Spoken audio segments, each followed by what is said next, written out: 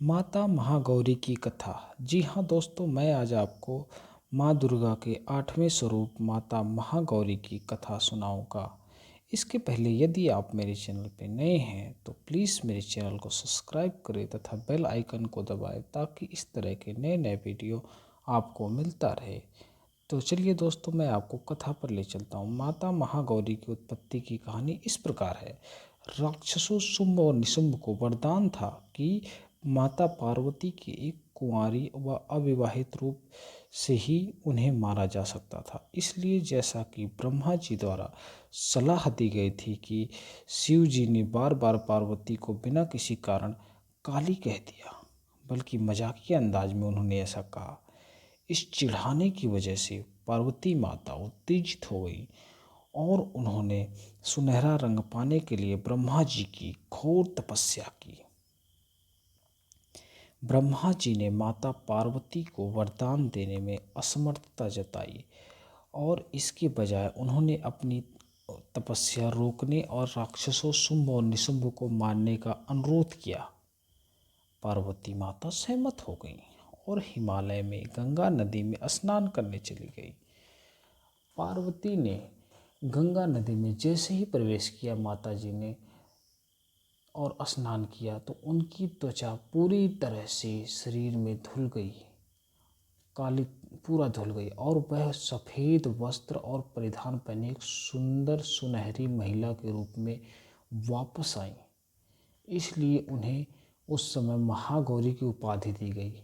वे जैसे ही उसमें प्रवेश किया उन्होंने नदी में, और जैसे ही वो बाहर आने लगी एक सुंदर श्वेत कन्या सफ़ेद वस्त्र पहने बाहर निकली।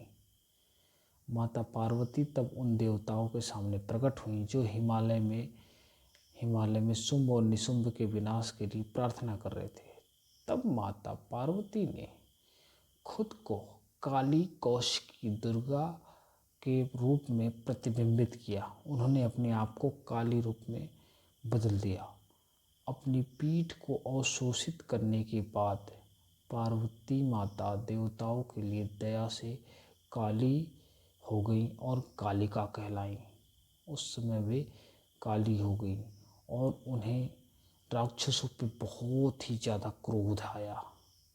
वे राक्षसों के ऊपर क्रोध से भयंकर लाल हो गई।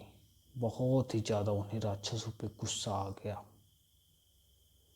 फिर वह चंडी रूप में बदल गई, चंद्रघंटा माता, और राक्षस धूम्रलोचन को वहीं पे मार डाला।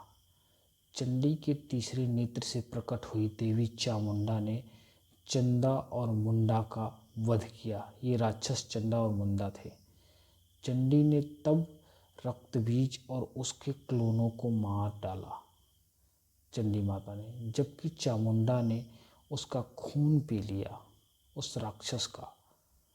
पार्वती माता फिर से कौशिकी के रूप में बदल गई और शुंभ निशुंभ को भी मार डाला। इसके बाद वापस महागौरी में माता जी बदल गई। अंततः वे महागौरी में बदल गई।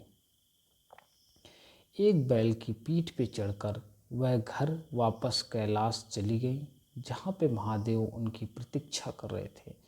दोनों एक बार फिर से मिल गए और अपने पुत्रों कार्तिकेय और गणेश के साथ खुशी खुशी रहने लगे। माँ गौरी देवी शक्ति या माँ देवी हैं जो कई रूपों में प्रकट होती हैं, जैसे दुर्गा, पार्वती, काली और अन्य। वह शुभ और तेजस्वी हैं और बुरे कर्म करने वालों को दंड देते हुए अच्छे लोगों की रक्षा करती हैं। माँ गौरी आध्यात्मिक साधक को प्रबुद्ध करती हैं और मोक्ष प्रदान करके पुनर्जन्म के भय को दूर कर देती हैं। अंततः माता अपने भक्तों का खास ख्याल रखती हैं, हमेशा अपने भक्तों पर कृपा बनाए रखती हैं।